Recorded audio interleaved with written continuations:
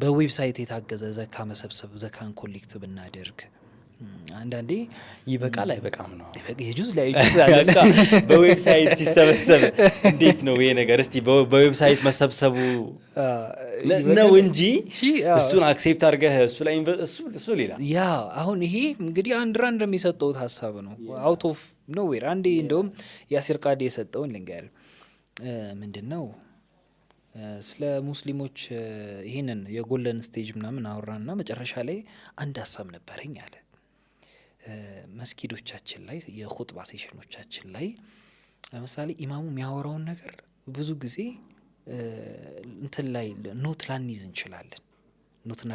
እንችላለን ማለት አይምሮአችን ውስጥ ፍሬም አድርገን ማስቀመጥ ሊከብደን ይችላል ስንወጣ ምናምን እና ከማስባቸው ነገሮች ውስጥ ብሎ ስላይድ አዘጋጅቼ ጎን ላይ ስክሪን ምናምን አድርጋለሁ እኔ ስክሮል ሳደርግ ያው ካያችሁ እኮ የአሜሪካ ነገር ያሉ የኹጥባ እንትኖቻቸውን እንትን አላቸው አይፓድ ምናምን ነገር ስክሪን አላቸው እሷን ስክሮል ያደርጋሉ ብዙ ጊዜ እነ ኦማንም እነ ኡመር ሱሌማንም እነ ያሲር ቃዚም እነዚህ ሰዎች ያደርጋሉ በደንብ ይጠቀማሉ እኔ ስክሮል ሳደርግ አብሮ ህዝቡ ይከታተለኛል አቴንቲቭ ይሆናል አቴንሽኑን ግራስፕ ለማድረግ እንደዚህ አይነት እቅድ አለኝ ምናምን ነገር ብሎ ነበረ እና ሌላው ምንድነው ከዓለማዊ እውቀት ጋር ራሱ ይመለከተኛል ብሎ ማሰብ ነሰሰሪሊ እስላማዊ መሆን ይጠበቅበታል ወይ ነው አይደለ?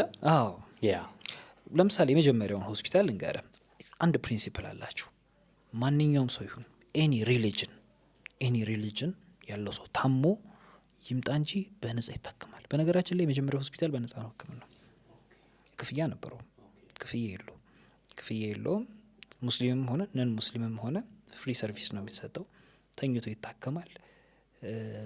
ብዙ አይነት እንትኖችን ይሄ የመንፈሳዊ ህክምናዎች የሚሰጡ ነበር። መንፈሳዊ ሲባል አሁን ኖት ነሰሰርሊ ሩቃ ምናምን ሳይሆን የጭንቀት አንግዛይቲ ምናምን ያለበት እንትን ላይ ቅድም ፋውንቴኖች ምናምን አሉ አላልኩም እዛ አካባቢ ላይ ጥልቅ የሆነ ተመስጦ ውስጥ ተፈኩር ውስጥ እንዲቆዩ እንዲህ አይነት ኤሪያዎች ነበሩት ሆስፒታሉ። እንዲቀላል የምትለው አይነት ሆስፒታል አልነበረም። ፋውንቴኖች የወፎች ድምጽ የሚሰሙበት በጣም ንጹህ የሆነ አየር ቆንጆ ፍሩቶች ምናምን ተቀምጠው እንዲህ አይነት መንፈሳዊ ህክምና ምናምን የሚያስፈልጋቸው ቦታ እንግዲህ አዳት ታይም ምናልባት አስብ ቅምቅምና አያቶቻችን ከኛ የበለጠ ፏ ያለ እሱን ህይወት ኖራ እንደማለት ነው።